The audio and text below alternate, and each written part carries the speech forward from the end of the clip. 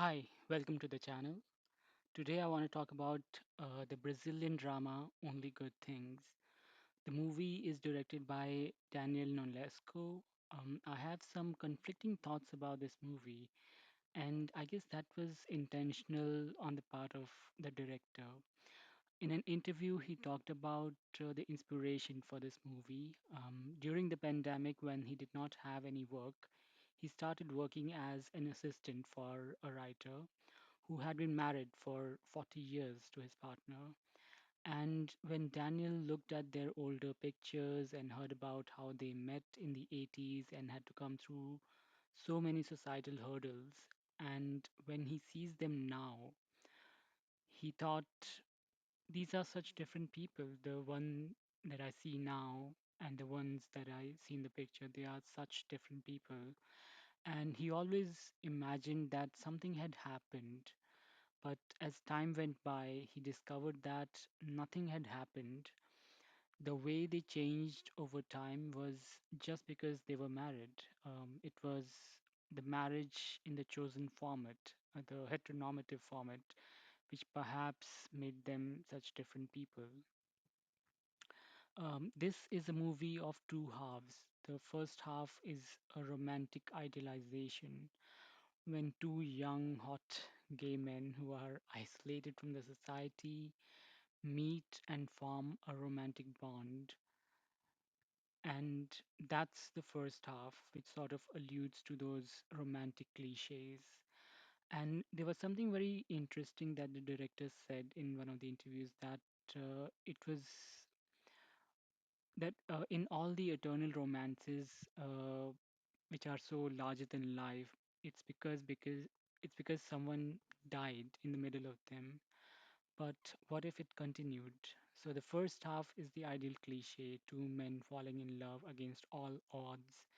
And second is what happens when they're together for 40 years and have sort of assimilated in the society and to its norms. But the problem is that these ideas are not very well conveyed in the movie.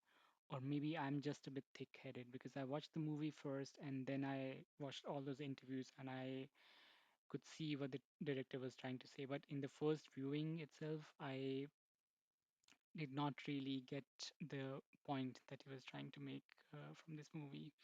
I really liked the first half. I guess I like the cliches.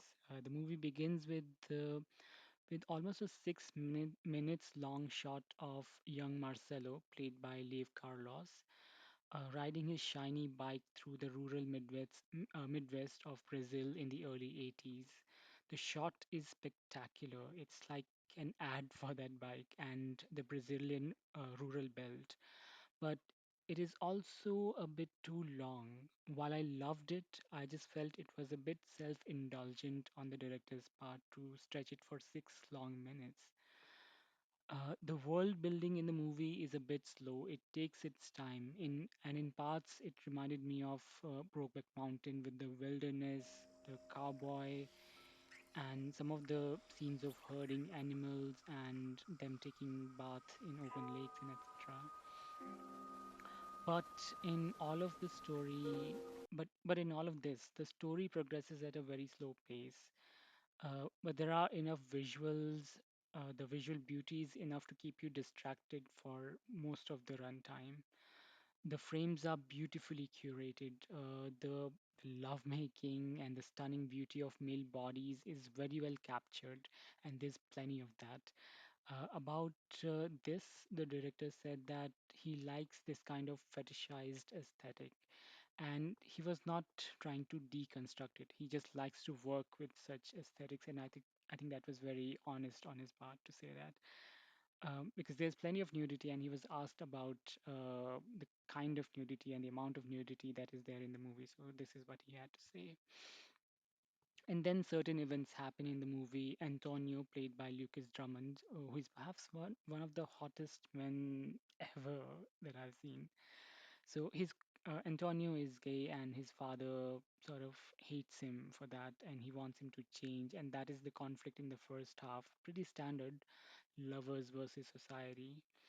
And as I mentioned, this is the movie of two halves, and the conflict of repression is also different in the two halves.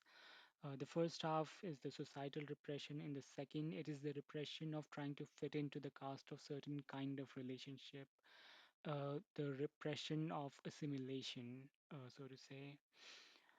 Um, though in the end, I could see that these were two people who evolved differently over 4 decades after meeting each other at such a young age.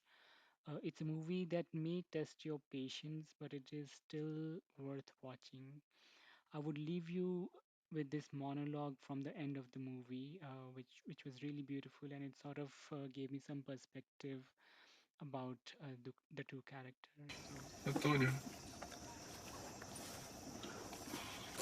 às vezes eu penso que nós nunca deveríamos ter mhm. saído de dentro do rio.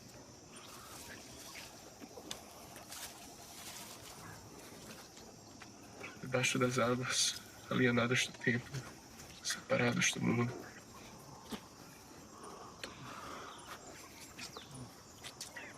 Oh, Nós dois seríamos para sempre.